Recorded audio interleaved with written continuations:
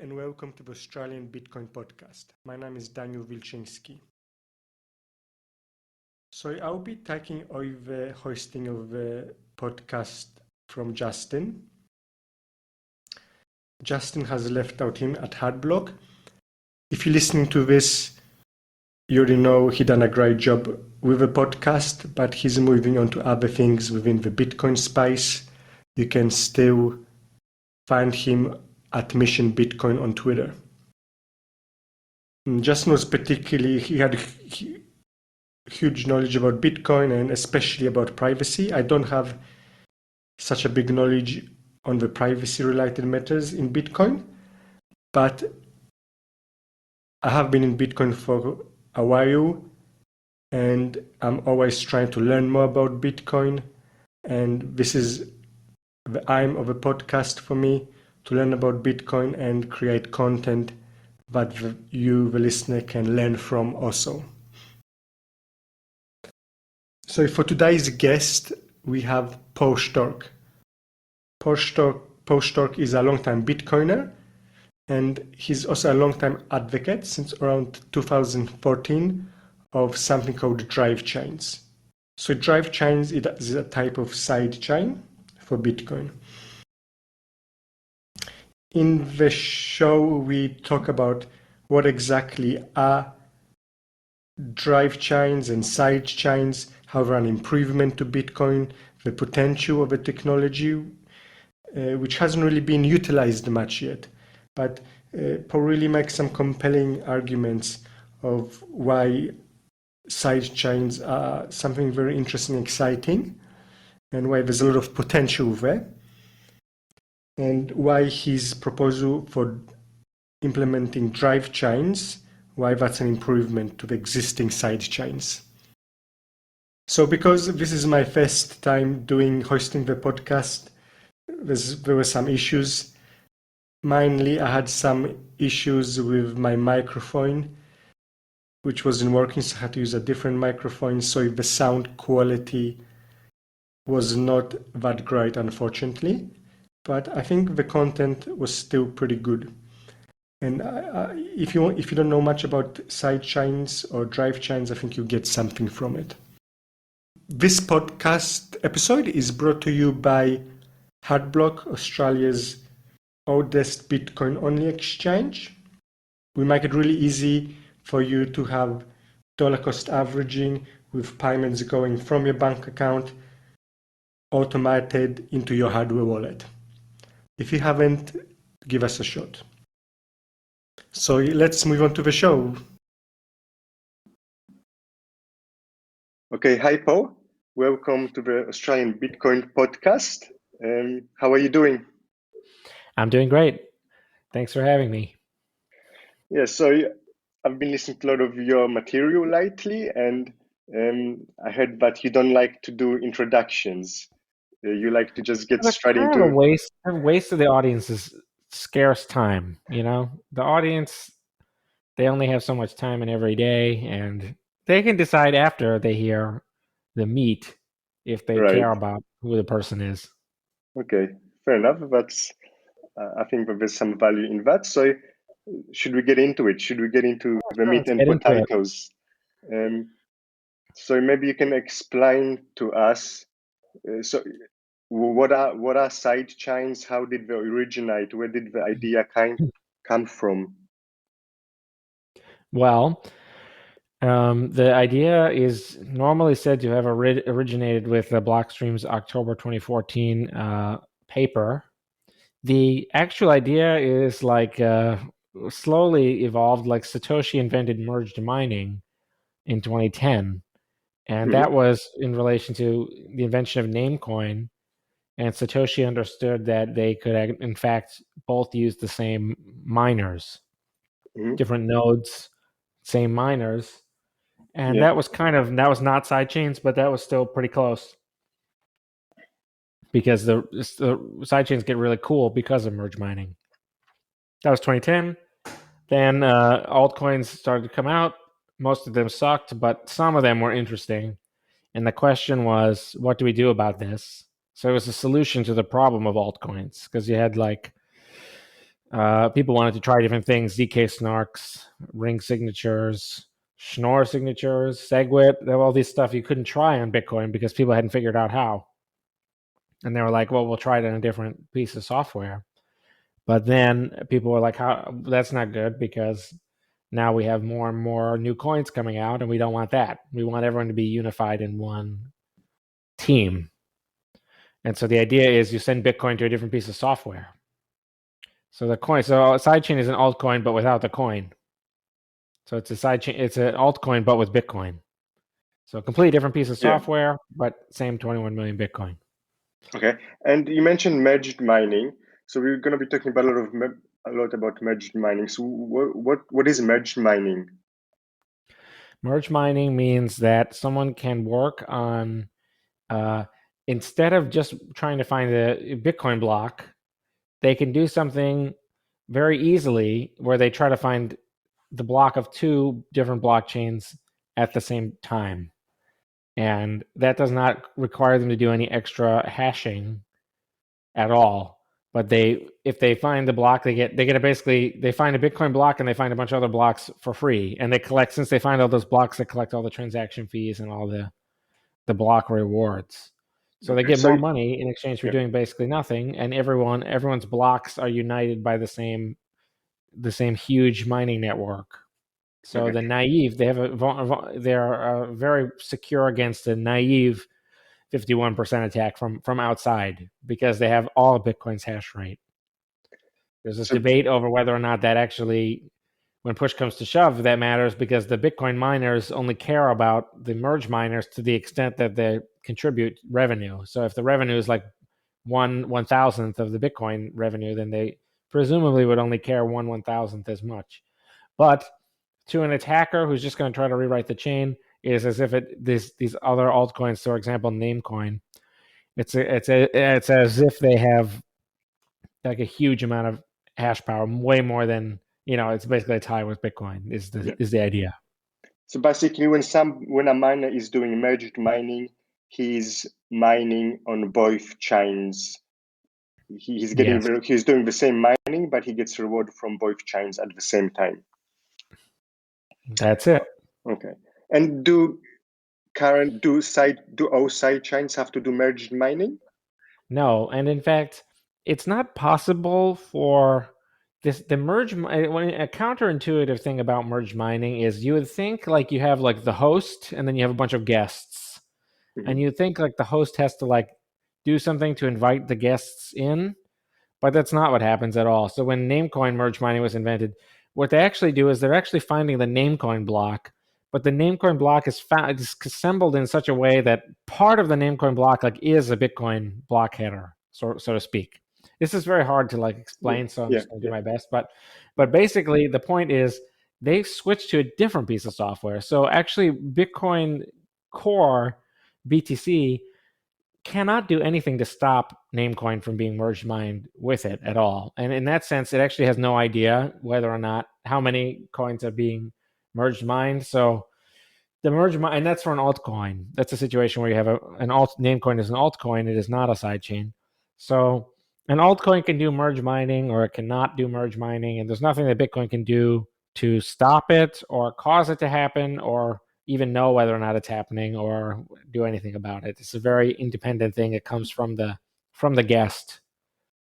Right. So basically, Namecoin there's a reference to Namecoin blocks on the Bitcoin blockchain, and obviously the Bitcoin blockchain is open, so anybody is free to put whatever they want in there. And there's a reference to the Namecoin. So when the Namecoin, So is that correct? Is my understanding correct? The actual detail in Namecoin merge mining, as I understand it, is there's a Coinbase output that has a hash, and that hash is stuff that wouldn't be in the normal Namecoin block header if there was no merge mining. And then the entire Namecoin block header includes Bitcoin header, that Coinbase output, the Merkle branch leading to that output. And so basically the Namecoin block contains the Bitcoin header, but not the rest of the Bitcoin block, only the header, which is 80 bytes plus a little bit else. Like the Merkle branch is like whatever, like 50 bytes. Depends. Well, it could be like, it depends. Like a couple, maybe a couple hundred bytes, but this is tiny.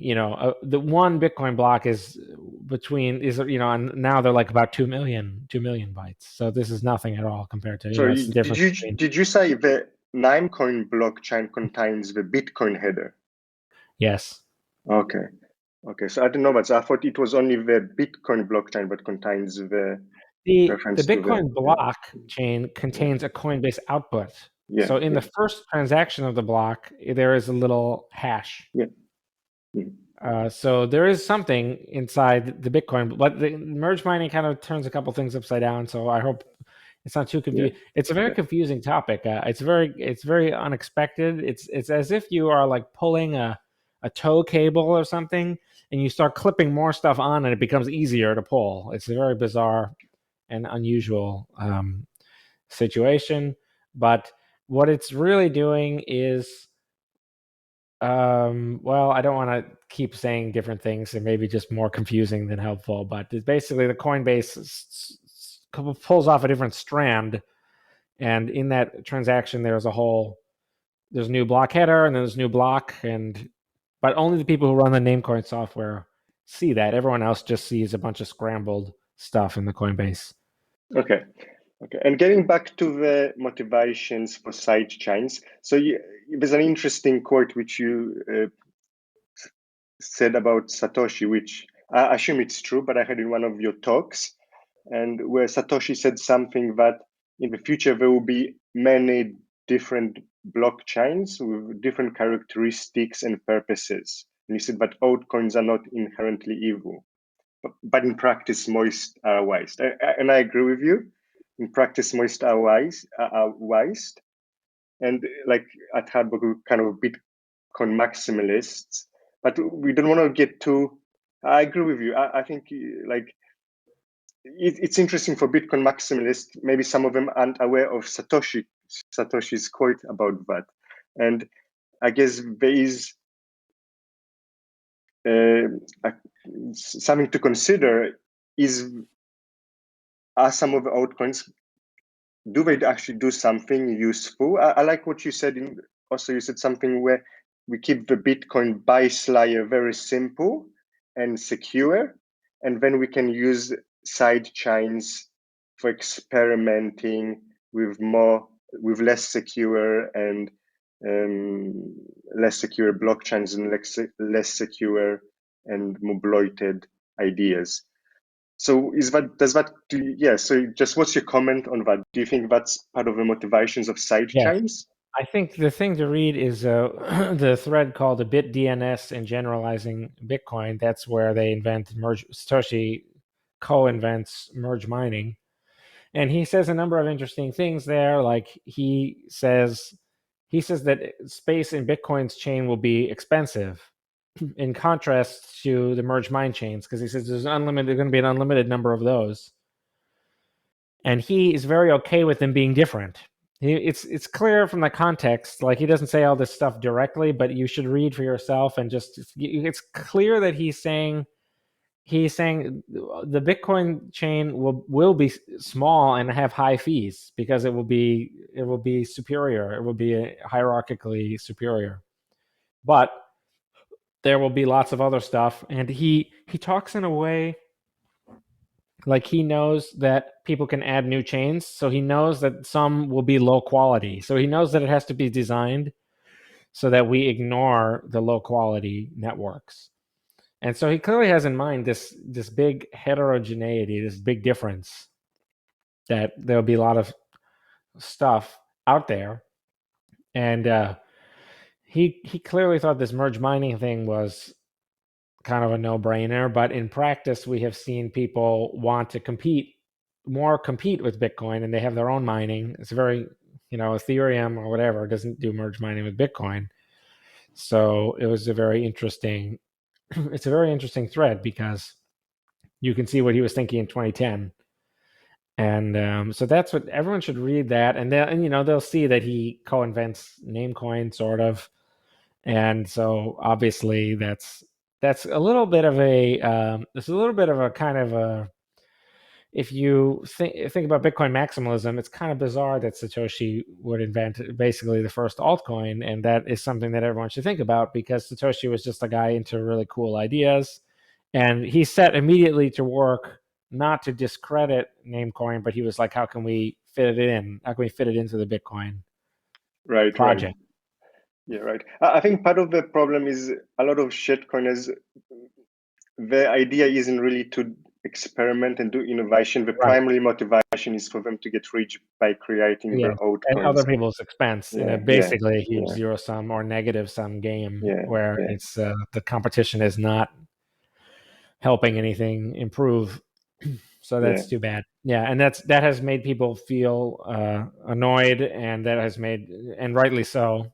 I mean, something I often say is that there's a big difference between Litecoin, which is just there's a big difference between going from nothing to Bitcoin, where Satoshi had to do an enormous amount of work, marginal effort to make Bitcoin from a blank piece of paper. But then to go from Bitcoin to Litecoin, it's just a couple of lines of code that are changed. And so it's quite offensive to just, say this is a new thing because it's not, there's no actual novelty. And so that's annoying. And that has made people close ranks around the Bitcoin software, which now has actually cut against Sidechains because now people have been trained to think that the Bitcoin software is just a priori just the superior software. And now they are closed-minded and they can't imagine going to some other piece of software for any reason, which is too bad. One huge victim of this is the large block, like a scaling sidechain idea, because people have been trained to think the large blocks as bad, and if anyone who advocates them as very naive. But really, they are bad, but it's not. It's bad as like if you could only pick one, you would pick the large block. It's like saying first class is better than coach. Yes, it is. But maybe not everyone can afford first class. So coach should still be around, on an airplane. So coach should still be around. There's not like if you could get it for free, if the plane can tack on a bunch of coach seats, they're not as good. But it's very irrational for people to oppose that because there's no downside. Whereas changing the layer one block size and increasing it is an enormous downside. So it's a night and day difference. But that has been a big casualty of this idea and of the anxiousness of the shitcoiners to release low quality, poorly thought out projects and just shove them on people and corrupt all the dialogue around that. So that is unfortunate. Yeah, I think also part of the problem is I feel if as Bitcoin maxis, if we say there is some value in experimenting with altcoins, if we say that shitcoiners and newbies, we were like, oh, so there's a value. So my shitcoin number 5073 Shiba Inu Classic is like private Evercoin. They'll season that to say, okay, so you see these guys are saying like altcoins are good, and they'll use that to push the altcoins. Right. That's 100% correct. So that's too bad because the people who want sidechains, we are constantly we're in between two worlds sort of, because if people want to try something new, they say I'll do it as a sidechain for a little while. Vitalik Buterin, well, that's a bad example, but David Vorik, he was going to do like a Sztorc Filecoin type thing, but there's no Bitcoin sidechain, so he made his altcoin, and there's nothing else you can do. So then once people make their altcoin, now they feel responsible for it. And it pulls people right out of the coalition. So unfortunately, the coalition constantly loses people, which is a big political problem. And okay, but going back to the history of Bitcoin, so I believe in 2014 there was the sidechain white paper released, and at that time it was a pretty big deal. I remember everybody tweeting how they're reading the sidechain white paper in the appline, and so maybe like you can explain that what was in that sidechain white paper and what was new in there. Well, it kind of laid out. I'm not exactly sure what they were going for specifically, but I think they were trying to put a lot of big names behind because the number of co-authors is enormous.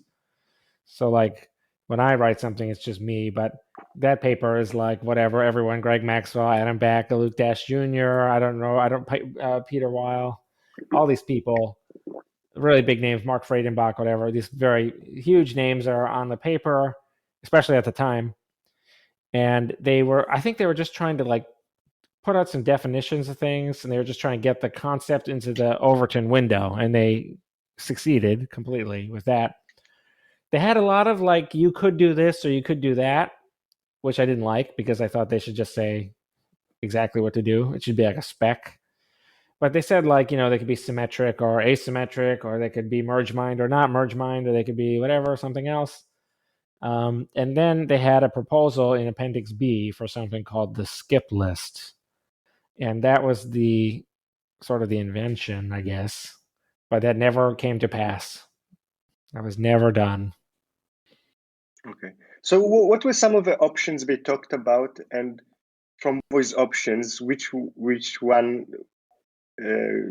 Because there's different ways to do sidechains. What are some of the different ways to do sidechains, and what's your opinion? Which is the way we should be doing them? There's Appendix B, but Appendix A, I think it was Appendix A, was just like this idea of the federation. And if you go back and if you read carefully, and if you can go back and watch talks given by people from Blockstream around the time, including especially Greg Maxwell, who they did this big Blockstream video, and then Greg is introduced as the author of the two-way peg. If you go back and look at it in historical context, this multisig thing was supposed to be like a very temporary stopgap thing. They were like, we can't do the new technology of sidechains yet, but we can do this, where we just have basically a multisig wallet. And they said we can do that until we get the true sidechain.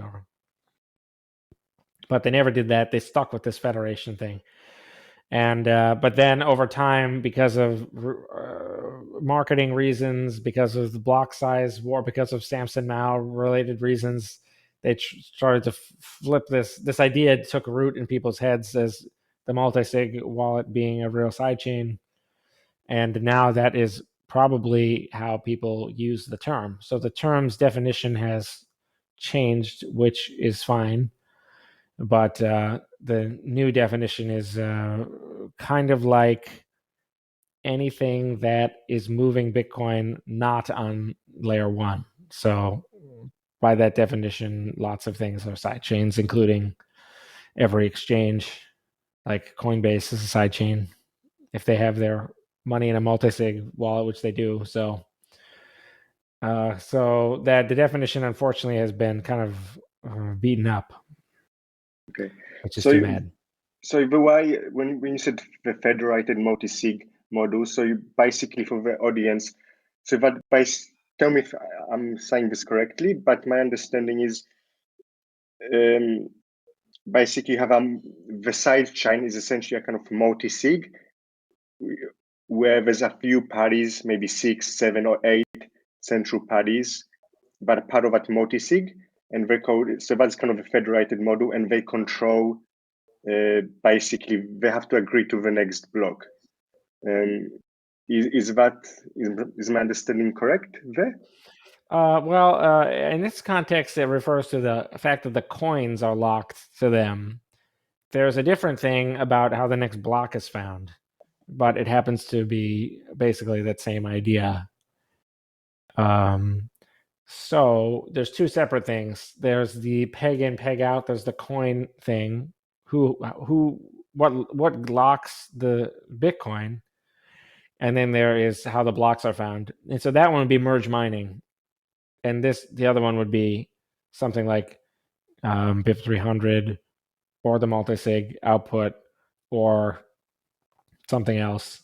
So the multisig thing in the case of Liquid is I'm pretty sure 8 of 15 multisig And they also have, it's unclear how anyone knows if this is true or not, but they're supposedly like HSMs, like these little boxes that hold the keys and you can't copy the keys off of them. I mean, supposedly. There's no real way to audit any of that or prove any of that or prove that the keys were generated only on the box.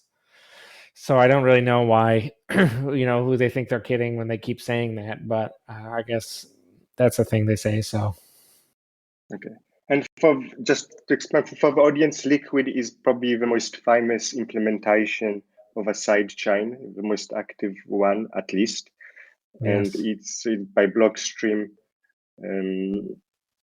Yeah, and uses that federated model. So, okay, I'm still not 100% sure. So the federated models, they don't control the creation of the blocks, but they decide when you want to transfer blocks between when you want to transfer coins between the Bitcoin blockchain and the sidechain.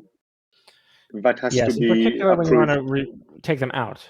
You say, I want them back on layer 1. I'm a new owner on the sidechain. Yeah. But layer 1 isn't looking at the sidechain. So layer 1 will just be like, it can't look at the sidechain to know what happens, but it has to look at something to know who should get the coins and who should not. And what it does in this case is it asks 15 people, basically. Okay. Who gets voice Crucially, coins? Yeah. it's a big contrast between mining, where there's no fixed list of miners.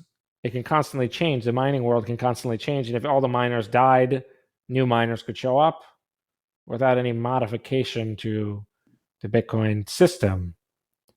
But in the liquid multisig world, it is a fixed list. I mean, there's ways of updating the list, but I don't think any of that has been implemented yet. And I'm not sure exactly how. I'm pretty sure to update the list, you need the 15 people to update it. So it's kind of circular.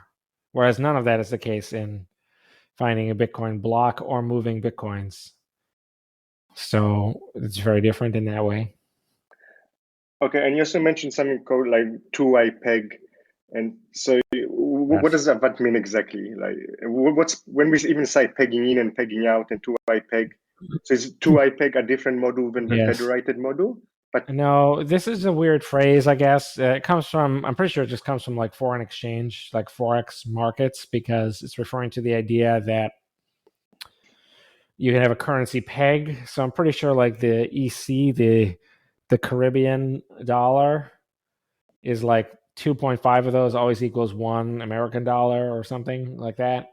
So there's a fixed relationship. So you don't have to really worry about, it's kind of interoperable. It's kind of like, if you take money out of an ATM, your checking account balance will go down by a certain amount, $100, and you get $100 in cash. So it's saying they exchange at par. And that means you don't have to think about the relevant issues or the risks. You don't have to think about like what's the difference between paper currency and a checking account. Well, nothing really, because you can put $20 into the ATM and get $20 in the checking account, or you can take $20 out of the ATM. And so you don't have to like worry about anything. You're just in the same system. And so the idea is you have an altcoin without the coin. How do you do anything over there? You send 7 Bitcoin into it, and then you lose 7 coins on the main chain on Bitcoin Core, and then you gain 7 coins on the side chain. So they are. Okay. That's the idea of it's pegged. When it come back, they pay. So there's not like a fluctuating exchange rate where there's like Coinbase. Okay, so it basically means the exchange rate is static. So we have exactly. The Bitcoin and let's say Bitcoin sidechain, and 1 Bitcoin exchanges for 10 Bitcoin sidechains, and that exchange rate is static. Right. If you did that, then 10 would be 1 when it came back. Right. Yeah. And so that's called a two-way peg. Correct. But because there was originally something called one-way pegging, which is all these are silly names, of course. But the idea was you can have the coins move in one direction, where if you wanted them to go on a one-way street, there was a block, and you could have a situation where you moved like 8 coins in and you got 8 coins over there, but you could never get them back out.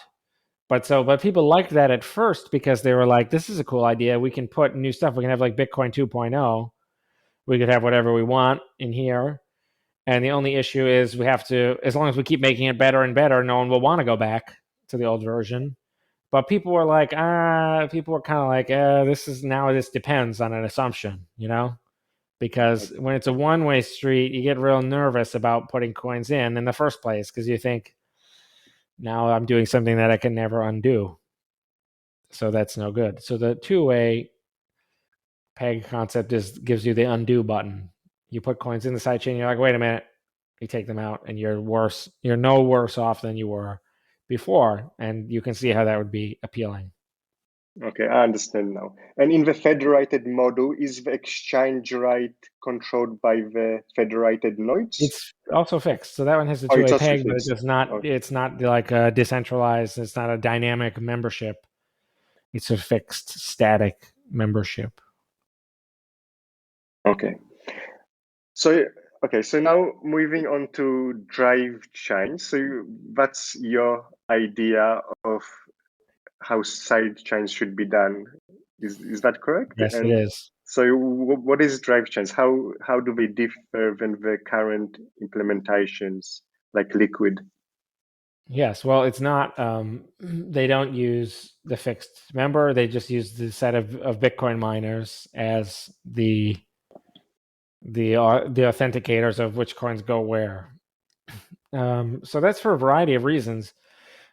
One reason is already miners have a lot of power in Bitcoin. Believe it or not, they don't have a lot, but they have kind of enough, like to the point where if 51% of miners were just evil per se, you would be doomed no matter what. The Lightning Network would be doomed, sidechains would be doomed, and the regular chain would be doomed. So you're already kind of assuming that they are. If you lose that, then you're losing a lot. Now the question is, maybe they would be persuaded because the design is bad. Opportunity makes the thief, as they say. So, am I inducing them to steal a bunch of coins? Well, I say that risk is up to the user to take. So same with Liquid, like those people could steal their Bitcoin, the members of the multisig. So I say, this is up to the user, and if the chain is the side chain is well designed, it will increase mining transaction fees and it will increase the exchange rate of the coin. So miners will want to keep it around. But yeah, so the history of that was Blockstream came out on this thing in 2014. In 2015, it became clear to me that they were going very slow. They were not actually releasing the decentralized sidechain technology, just the multi-sig band-aid that was the temporary stopgap. And so I wrote this post in November 2015, and it was I thought it was a perfectly good idea because the scaling war was happening, and the large blockers, they were very okay with something called SPV mode. And that was something where there was a vulnerability in SPV mode where miners can steal coins from you if you are only SPV and you're not in a full mode. But I thought, okay, listen, we can if they are already willing to assume that, then it's going to cost them nothing to switch to the large block sidechain. So I was like, the large blockers will be happy, and the small blockers will be happy because we're not going to change the block size on main chain Bitcoin Core at all. It'll stay low. So we have small blocks and large blocks at the same time. So in 2015, I thought this is the way to go. This fixes the block size dilemma because we have one of each of the things that we want, and so that everyone's happy. So that's what I was thinking when it came out.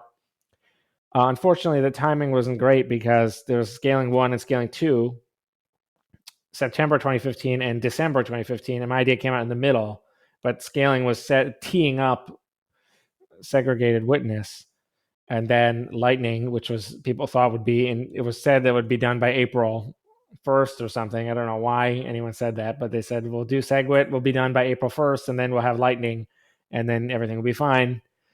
And so that's what they said, and then what people focused on that, and they did not focus on my idea until much later. Okay, so your idea was during that big blog debate, it was about using Drivechains to give the big blockers what they want, which is a big block sidechain to Bitcoin.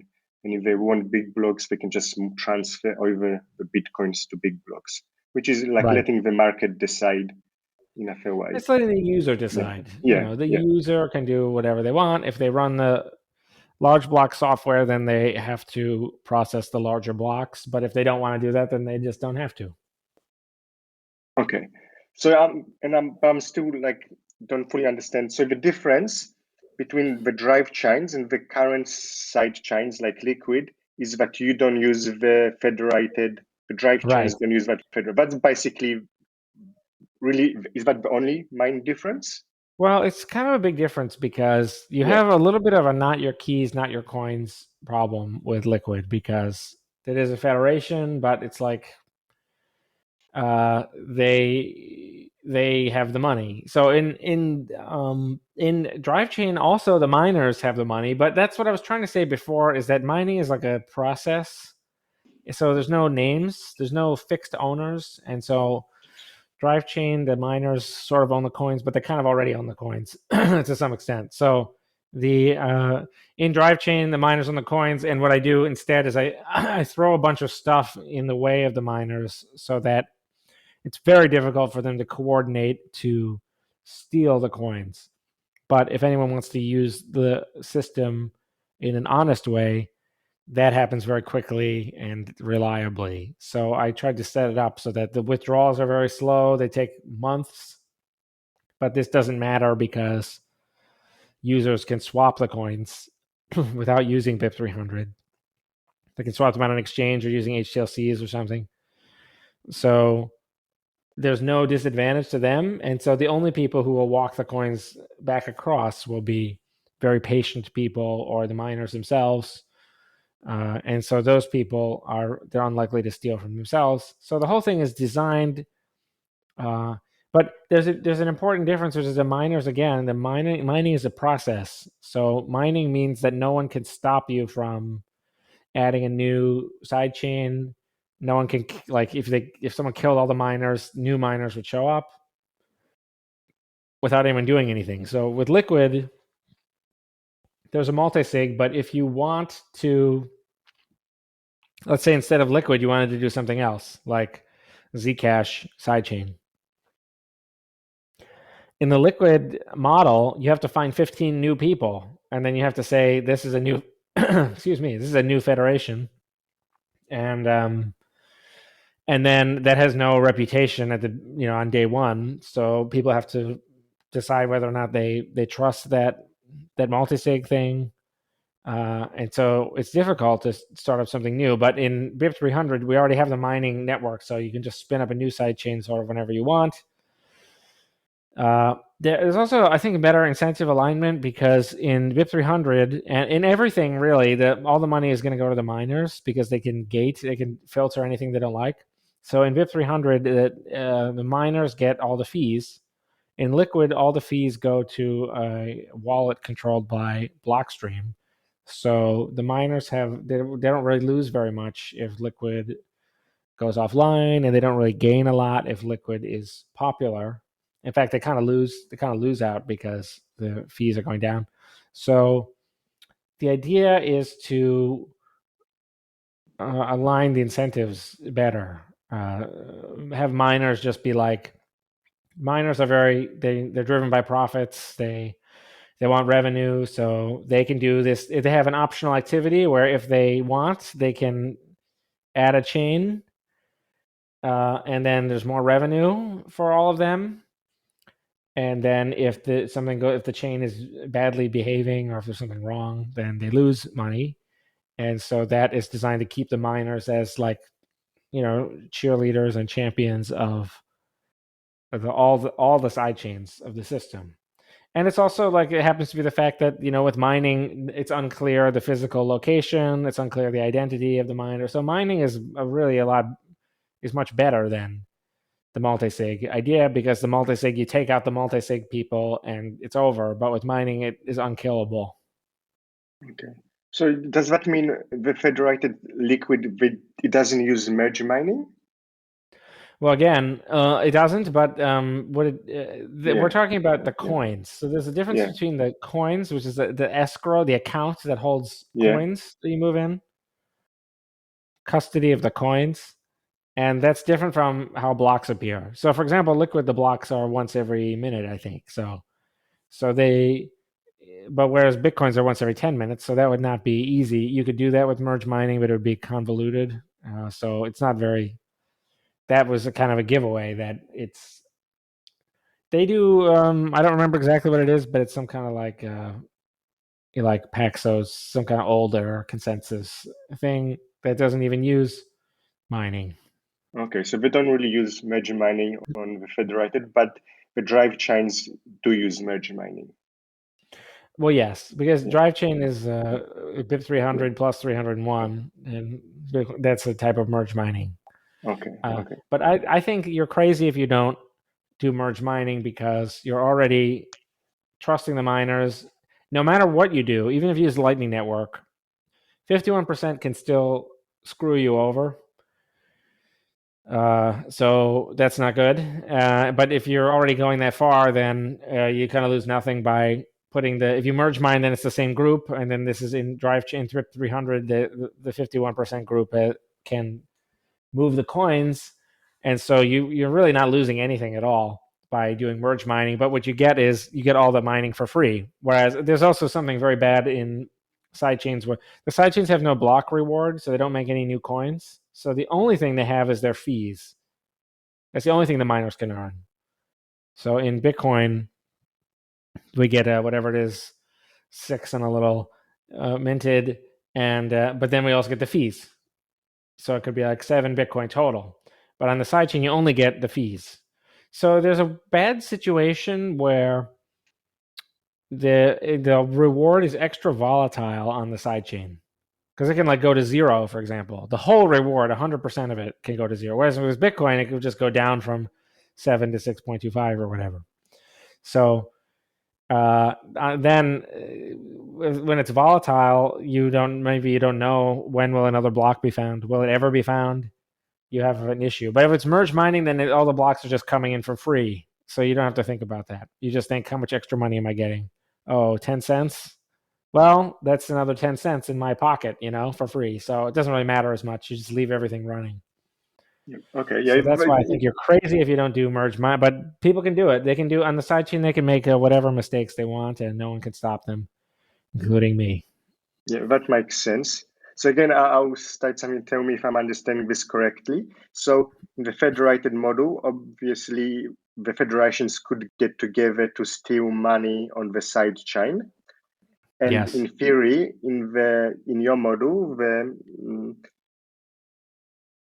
if you have more than 50% of the hash power, the miners could, in theory, steal the funds. The coins that were deposited to the sidechain, yes. Yeah. So, and that's different because in Bitcoin, normally 50% of miners, some people aren't aware of this, but they wouldn't be able to really steal the coins. They can stop transactions on the Bitcoin mine chain and they can censor, but they can't steal people's coins. But on the side chain, like a drive chain, if 50% of miners could, in theory, steal the coins. So that's kind of the argument, what people say against it. Yeah.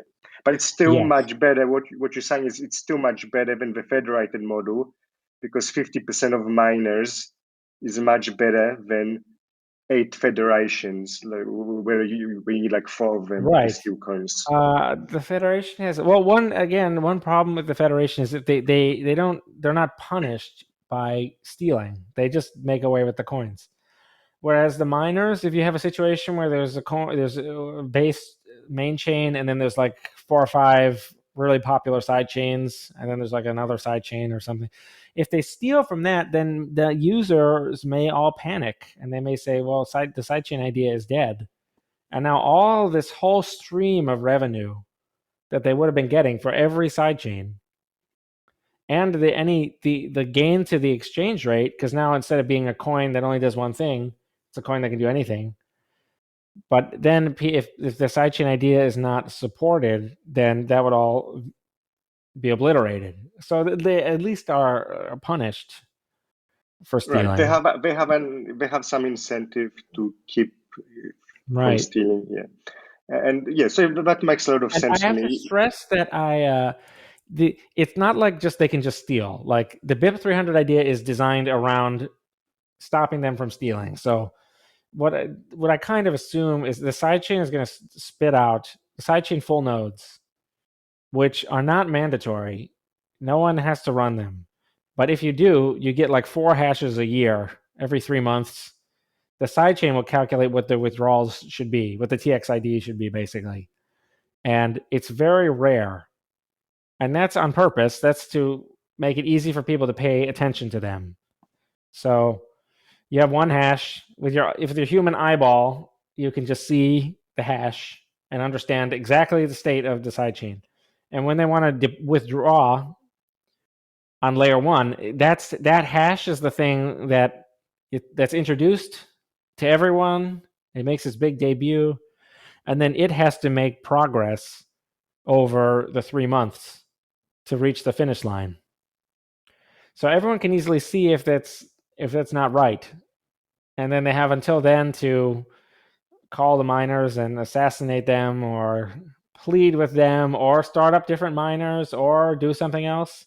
So it's not perfect, but it's for the miners to steal would involve at least a lot of shame and possibly other feedback involving the price and involving other things. So, and involving people's ability to react it's possible to do a UASF to block the transaction. Many things are possible. And so the design of BIP 300 is to amplify anyone's ability to reply to the miner's theft by making it as easy to detect as possible, easy as possible to do something about, easy as possible to prove that something is going wrong to other people. Other people out there may point and laugh, but other people may be sympathetic and may say, well, this isn't right. This isn't a good idea. This isn't going well. We want everything to be going well. What's going on? So it starts a feedback loop to try to correct the problem. And so I don't just say maybe the miners will never take the coins. There is like a plan. It's not that it's supposed to be perfect, but the way the plan works is you can only be stolen from if you choose to put your coins into the sidechain. So the user, we allow the user to do whatever they want with their money. So I don't know. I'm not saying it will certainly be a big success, but the coins will, like we allow people to sell Bitcoin and buy Solana or something. Like we can't stop them from just destroying the coins. They can send them to one Bitcoin eater, don't send, or they can sell them for fiat, or they can sell them for goods and services. So there's nothing we can do to interfere with the user's sovereignty. So I say, hey, I give them this option. I say, listen, you could have Zcash technology, you could have Ethereum technology, you could have whatever you want, prediction market technology. Here it is. And, take it or leave it, if you want to try. And, people will try with a small amount of money first, the money that they're willing to lose. And then, depending on what happens, all of us will learn about what the exact limit of this is. Yeah, that makes sense. And it's part of the model of Bitcoin. Bitcoin is about giving people more power and more responsibility. And right. They have the responsibility to make their own choices. That's the whole point of Bitcoin. If we don't, people need respond. Yeah. Otherwise, we might as well. If you don't think if somebody should make decisions for them, then might as well go back to the central banking system. Right. That's not freedom at all. That would be, parentalism or something. So that is. But yeah, like when push comes to shove, they're allowed to destroy the coins. Yeah. They can just destroy their computer. So it's kind of like, what are we going to do? What are we going to do? There's nothing we can do. So it's kind of like again, like that's the design is not just free for all, miners grab the coins. The design is like, okay, these are some things that almost everyone agrees on, like overt 51% attack can destroy the network, and users are free to make their own choices. And also, layer one Bitcoin should not have to look at or care about anything on the sidechain. So it has like some basic ingredients that make up the design. And then from there, try to make it really, really difficult for the miners to steal, and try to make it really convenient for the user. Because again, the user doesn't have to do the 3-month thing. The user can say, I have a 20 sidechain coins, and instead of, if I did the 3-month thing, I would get 20 main chain coins. But maybe I don't want to wait 3 months, so they can go online and they can just sell them. They say, I'll sell these 20 sidechain coins for whatever, 19.9 or 19 and a half layer one coin. That happen instantly, and they'll have nothing to do with BIP 300. But because BIP 300 is there, the market price will be locked into a little channel. It just in practice, because it can't go too far beneath a one-to-one thing. Otherwise, people will just say, well, I mean, I'll just wait 3 months. So as long as you have someone in the whole system that is very patient, everyone in the whole system is as patient as that person, because that person will just buy up people's coins and then wait. Yeah. So that's the idea. And the 3-month thing you're referring, so that basically means it takes 3 months to peg in or peg out. Peg out. Pegging in is instant and instant Pegging and in is trustless. instant. Yeah. But if you want to That can peg never go out, wrong. yeah, it takes 3 months to peg out from this Drivechain into Bitcoin. Back to Bitcoin Core, right? And is that part of the reason also to prevent the stealing of the coins? Is that really the Yes. motivation for the?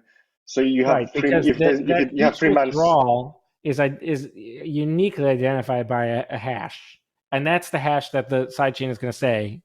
It will be shouting the hash the whole time. So you So have 3 everyone, months to do something about the. right, if the you hashes notice. don't match. Yeah. So it's pretty simple ask. Obviously, it's dangerous when you say, well, the people will pay attention and then they'll do something. Like, that's kind of vague. But what I'm saying is, at least it's very, very easy for anyone to tell whether or not something is going wrong. And if somebody does, let's say, like we detect, okay, I detect the miners are doing something dodgy. I've got 3 months. Yeah. So you could what like would be I on do? vacation. You can like be on vacation. That's because the 3 months is also key, because people take vacations. They don't want to watch all the time. They're going to be asleep, they're busy. So they can just be like on vacation. Someone can call them up and say, emergency. And they can be like, well, in 2 weeks when I get back from vacation, I'll look into it, because they still have plenty of time.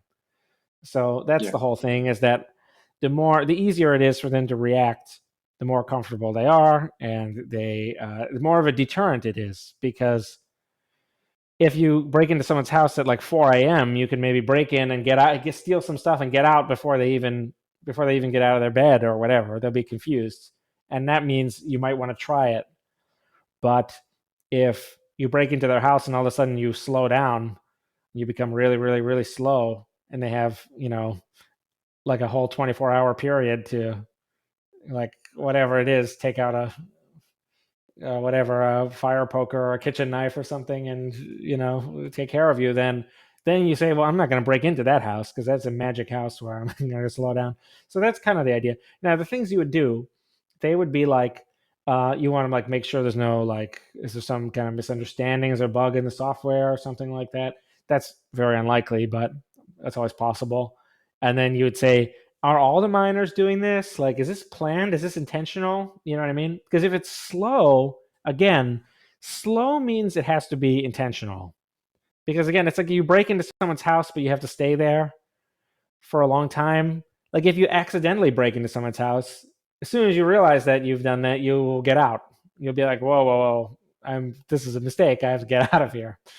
But if you're willing to just keep doing it day after day, every block, then it's kind of like, well, this is intentional. So at least you know that at least you know that you can assign blame. It's not like something was like misconfigured or misunderstanding. So you have all that. And then one thing you can do is you can just say, this is very straightforward. Since the hash is going to be more or less, I'm skipping a little bit of technical detail here, but the hash is more or less the TXID of the withdrawal. And that's the only withdrawal that can be included. So you can just say, I'm going to not allow in the future, after the 3-month thing is over, and this transaction, that's when the withdrawal is put into a block. So you can say, when that happens, I won't allow any block to be mined on my node that contains this TXID. This is a banned TXID because this is bad.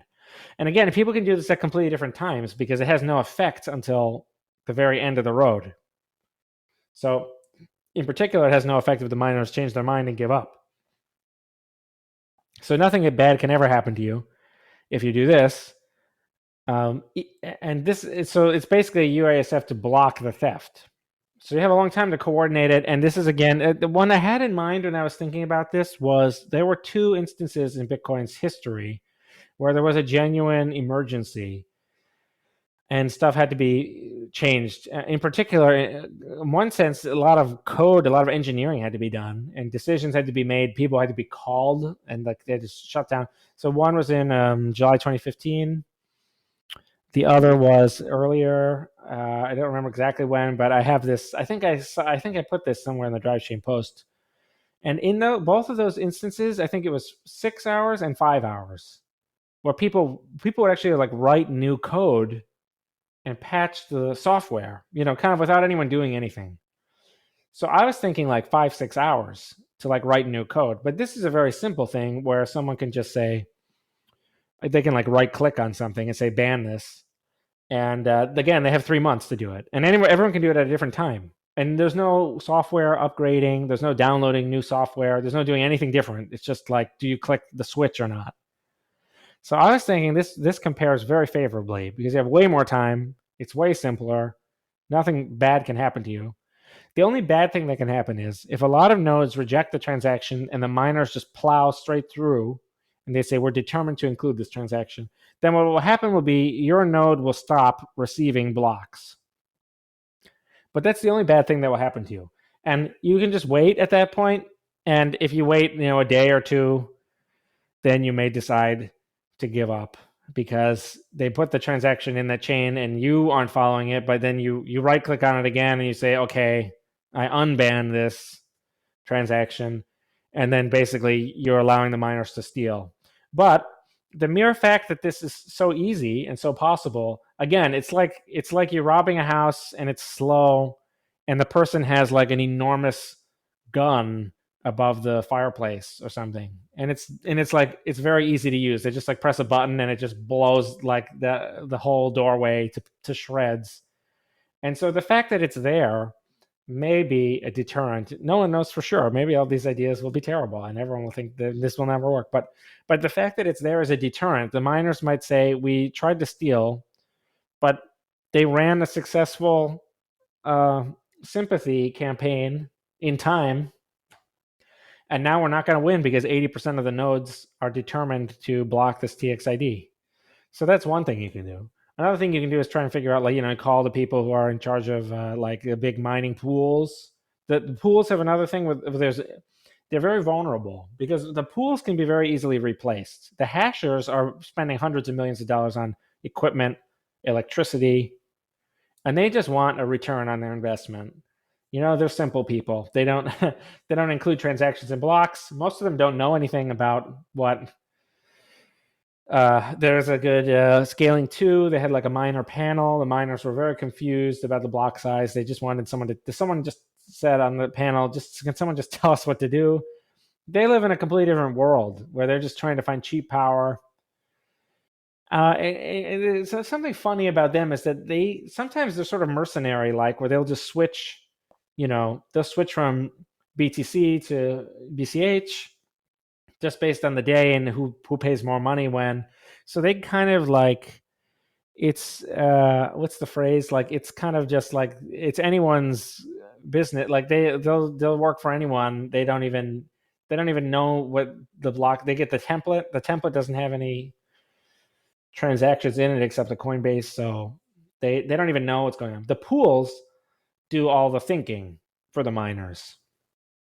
But the problem with the pools is, the problem for them, and what's good for sidechainers such as myself, the pools basically have a brand. They have a brand name, and that's basically it. So they get a tiny fee in exchange for organizing all this stuff and diffusing the risk.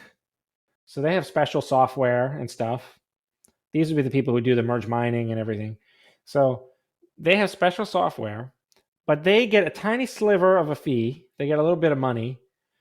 And they have to attract the hash rate. People they plug in the physical miner, and it makes a bunch of noise, and they point it at a pool. And those miners can just point it at a different pool, at the drop of a hat. Like, it takes seconds. And they can just bail on the pool if the pool does anything that they think is not in their own best interests. So, of course, perhaps the pool will say, we're going to steal from the sidechain and give 99% of it to you guys, the hashers. But, it's just like more stuff to organize. They have to coordinate. They have to find out a list. Whether or not someone hashes, this is another kind of cool thing. They have to pick the destination of the sidechain funds when they start the attack. So day 0, but it's 3 months later, day 90, or what have you.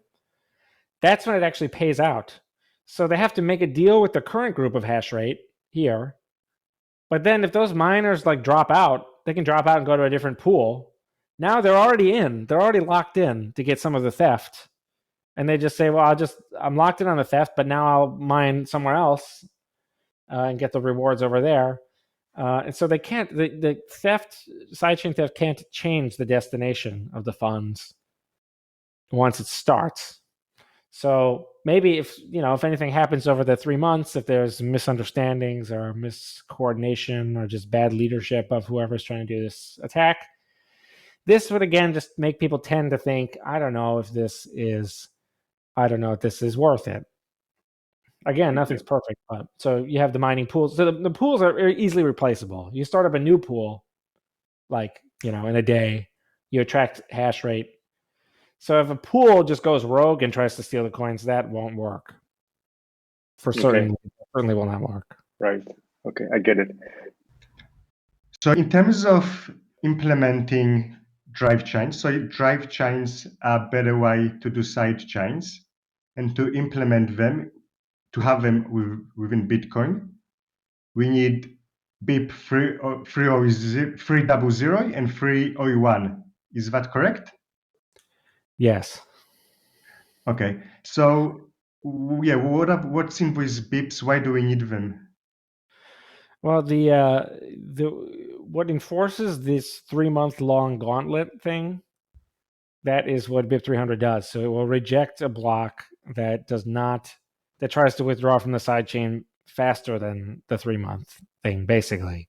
So what the BIP 300 does, what the soft fork does, is it says we put coins into a spendable zone, but they can only be spent according to these new rules that we add, the BIP 300 rules, which are this 3-month-long hallway that you have to go one block, at a time. And so that's what enforces the long, delayed, slow withdrawal. Okay. And so is that part of the reason why we haven't implemented that? Because obviously with Bitcoin development, we're very conservative. Exactly. When I proposed it in November 2015, it was not a big deal. And in fact, I think in the next month, we activated 3 soft forks or something. But unfortunately, for historical reasons, the development, the overall, the project has become more slow moving and conservative. And also there was a lot of misunderstandings about this idea, I think, that still persists even among the absolute elite expert tier in Bitcoin. For a while in the Blockstream paper that I mentioned before, there was this idea that basically that merge mining has a significant effect on which miners are profitable, which I regard as a complete misconception. But that made people think, well, anything that can be merge mined is actually bad. So sidechains are bad. That was a temporary thing, but a lot of people still believe that.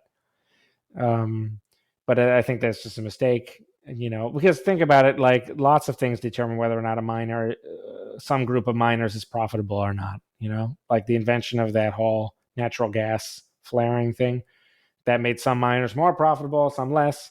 I could publish I could make an announcement and say, if miners register on my website, I'll give them $1 every year.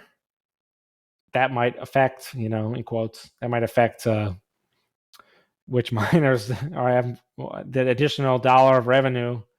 I could call it mergemining.com, Paul's merge mining site.com. And then I could say, I'll give $10 a year if the miner gives me their fingerprints or something, or their retinal scan of their eye, or I can say anything I want, and whether the miners make money is sort of up to them. So I thought this whole thing was a big, huge derailment of the whole conversation, and I think it is a huge mistake. In fact, I think it's Bitcoin's biggest setback. There was this paragraph in the Blockstream Sidechains white paper.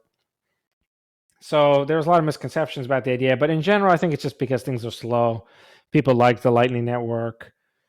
People thought after the scaling war was won, people thought miners were just evil people, had to be kept on a short leash. So mining became way out of favor. It wasn't until like Marty Bent and like the kind of great American mining, like that, even the Bitcoin culture started to like turn back towards mining as being cool. There was like a long period, because there was a SegWit 2x, which had 83% or whatever it was of the hash power signed this sort of agreement, so to speak. So everyone hated the miners. That was like 2017, 2018. So that was a big setback for anything related to mining, which is this project sort of is.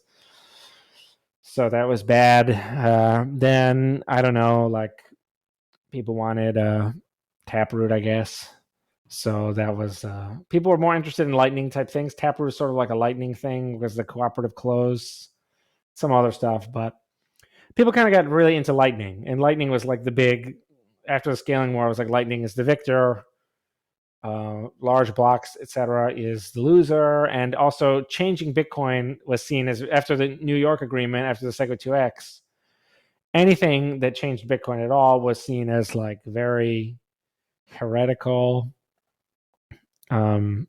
Which is ironic because SegWit was, of course, a block size increase on, but there's a lot of ironies, but these are some of the factors that made it slow. Also, I proposed the idea in 2015, but I just kind of assumed other people would understand how great the idea was and help write the software or just write it anyway. But then in like 2016, 2017, I realized that they won't.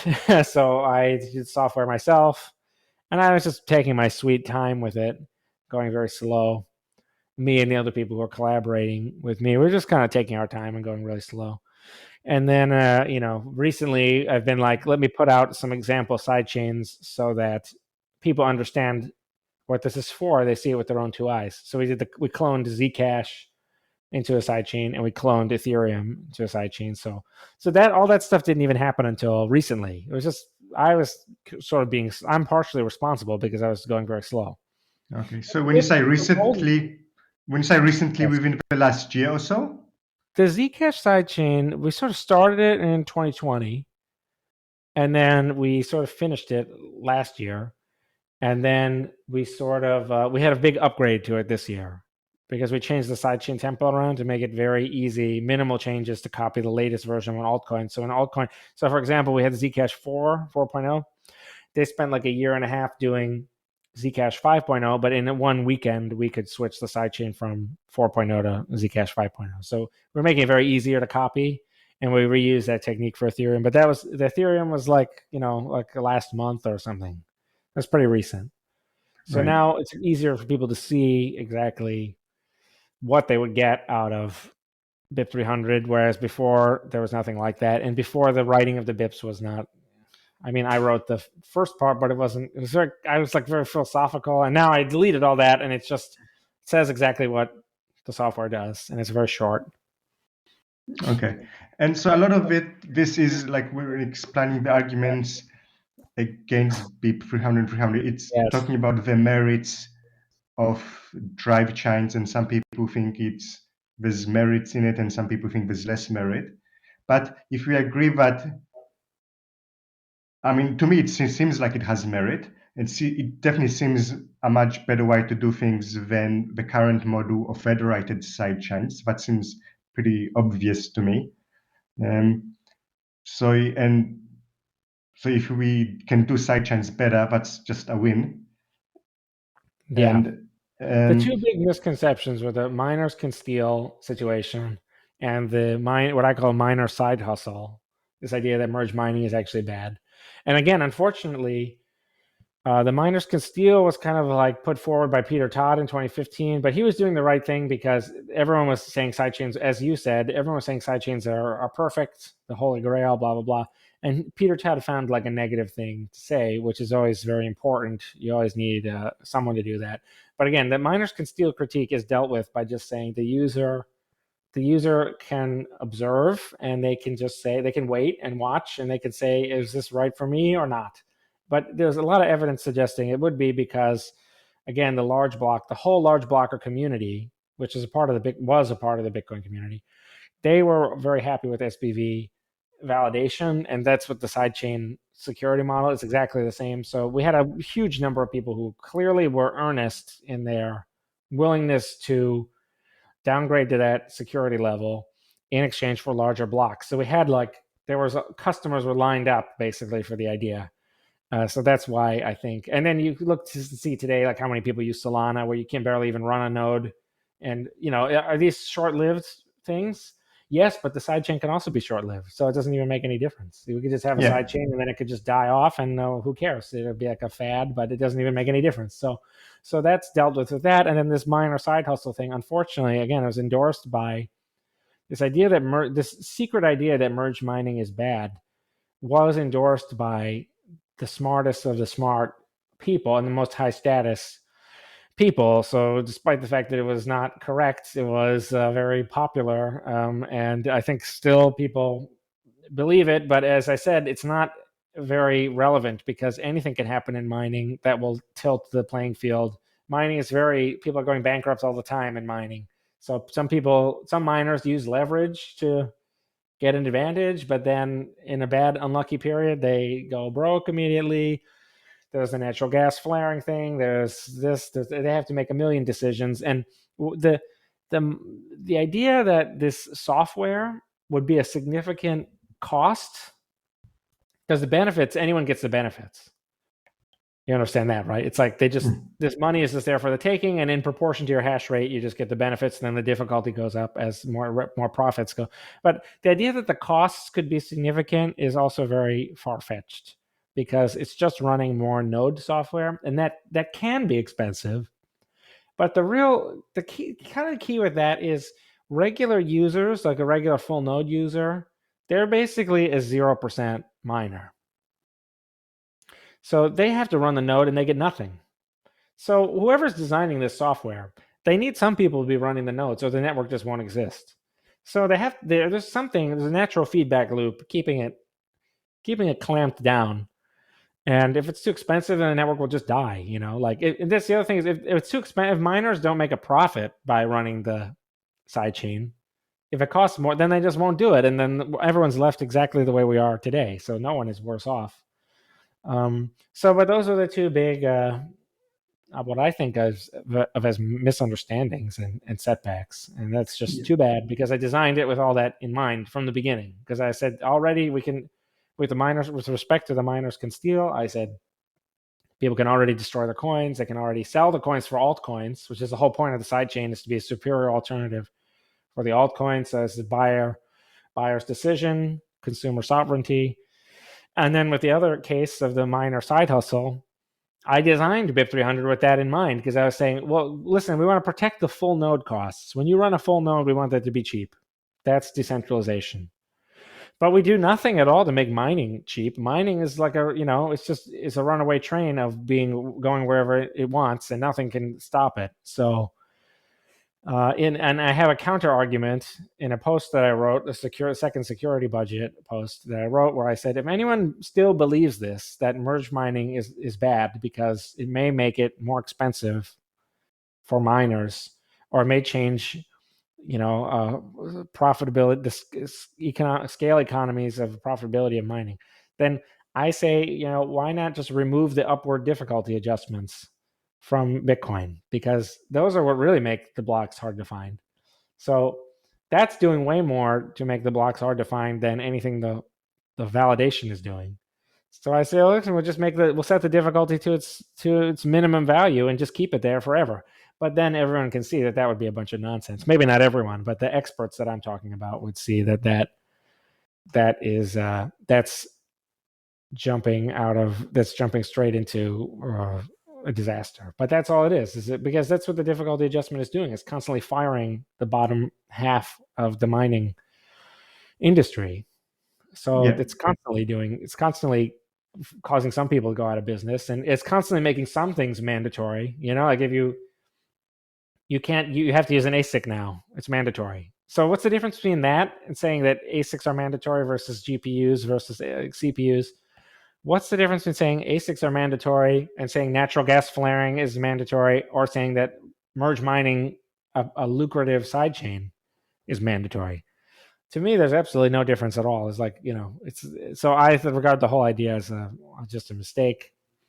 And I think it's a prejudice, in fact, that the developers live in the world of blockchain software, and that misleads them into thinking that they can opine on merge mining when really it's no more of their business than the natural gas flaring economics would be.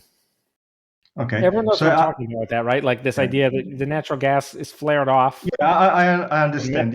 Yeah. But this produces a flame. This produces energy. So people said, well, we have to do that anyway. Yeah. So we'll just put a Bitcoin miner with like a generator there, and then we get free Bitcoin mining. So that's a great idea. But that's no different than merge mining or any other source of miner profitability. Okay. So I get those two arguments, and actually you personally convinced me on them too. I have a third argument possibly against it, and I have actually no idea if it's valid. But so assuming Drivechains have merit, which I believe they do, and in any case, it's pretty much an optional feature for users to use, and the mining thing, I think if some miners get more income, but I don't see a problem with that. But even if something has merit, it's not always worth it to change the Bitcoin code base, because if a lot of people have good ideas, but we can't implement everything in Bitcoin, we don't want the software to be bloated. So I guess my question is that is BIP 300 and 301, is that a big change? Is there any implications for the code base? Because you see what I'm saying, like we can't implement everybody's idea. It's hard to actually say because you don't know the parameters of that assessment, right? Like at one point we had on the front page, we had like a diff, like a code diff, where you would see here's all the essential code that was changed. And I don't know, that was like I think that was like 60 pages long if you printed it out or something like that. I don't know if that's accurate or if that's like anymore. We did a lot of GUI stuff too, because we made like a little GUI thing where you can the user can send the coins in a little tab, and so all that stuff wouldn't really count because that's cosmetic. So it's not really part of like Bitcoin D. But that is like, it's like a kind of it's a difficult question to answer without knowing what people's parameters are. But a couple of things I can say are that it's actually an optional feature. So SegWit was a mandatory block size increase to run the full node and stay with the UTXO set. You needed to, well, in order to stay at full validation, you needed to switch the software. The software actually had a completely different block when SegWit came out, and that was also a block size increase. So that was very burdensome it doubled. Well, it really moved it from 1 megabyte to 4 megabytes, but in practice, it sort of more than doubled the block size, and that was more of a resource, more resource consumption, certainly than Drivechain would ever do, because Drivechain is counting a little integer up. The other thing is that so not only is it small relative to that and relative to SegWit, but it's also optional. You can just not run it, and all you'll see is a bunch of UTXOs accumulating a bunch of coins that you think you can spend, but every time you try to spend it, you never make a block. Your block is never included in the blockchain. So in that sense, it's pretty much it's a very light touch compared to things that have been done in the past.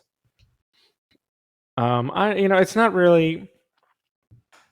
I don't think anyone makes that criticism, because they would have to actually go into the weeds and say, here's the CPU usage, here's the whatever, and I think if they did that, it would be, we probably should do that. I mean, we did it again at one point, like a couple years ago, but it's like, it's insignificant in this, because when each new versions of Bitcoin Core are released, then there's performance improvements each time. And then if you have just something simple like check lock time verify, that adds a tiny little thing. But none of this is as anywhere near as significant as, like, having 500 kilobyte blocks versus 1 megabyte blocks versus 2 megabyte block. Like, those things that's huge, because checking the signatures is very intensive and so as you have more space, you have many more transactions, and they have to check every transaction. They have to update everything. They have to hold the UTXO set in RAM.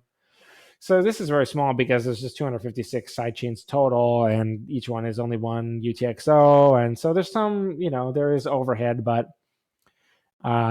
there's no way that it is significant in terms of the software performance. Where it may be, some people might be able to say something where they might say, well, we just don't want we have the code organized a certain way, and we don't want it to be organized, the way we organized it. But, that's kind of like a whose ox gets gored kind of situation, where it's like, it's either like this or it's like that, or, I don't really see myself as responsible for that particular part of what it is. So that's what I'll just say, is it's very low on the resource intensity, like very low. And the SegWit was 1,000 times worse. But we did that.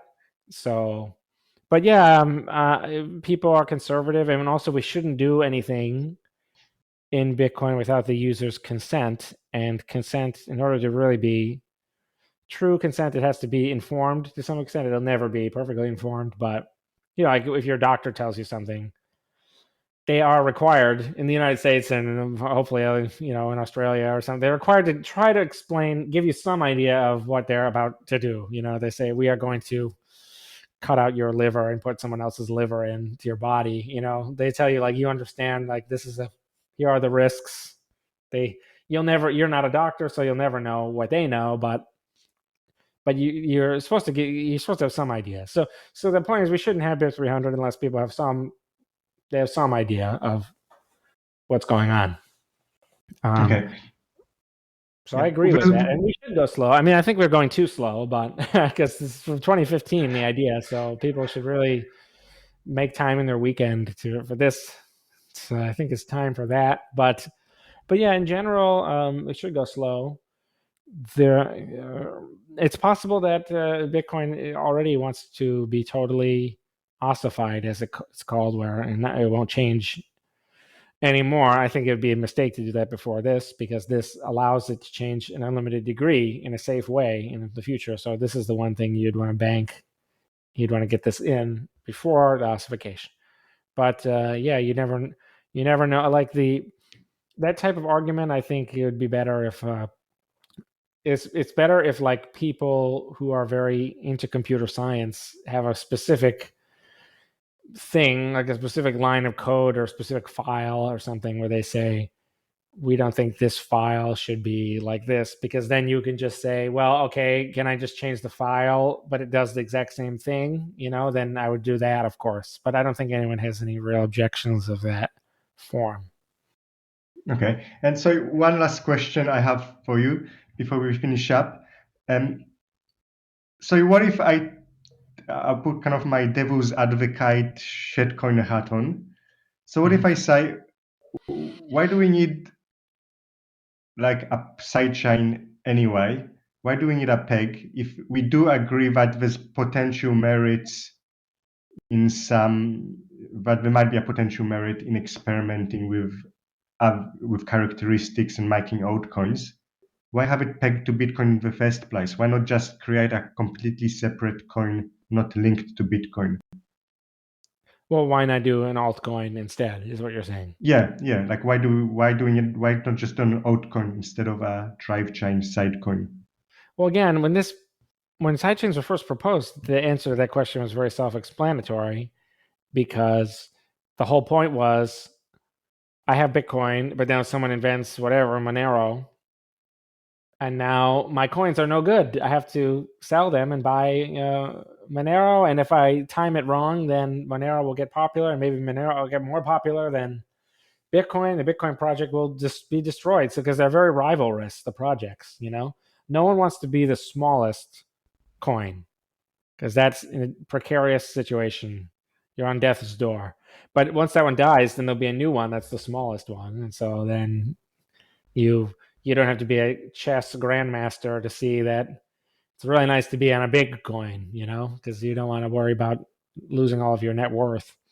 So that would, in the past, that was very apparent.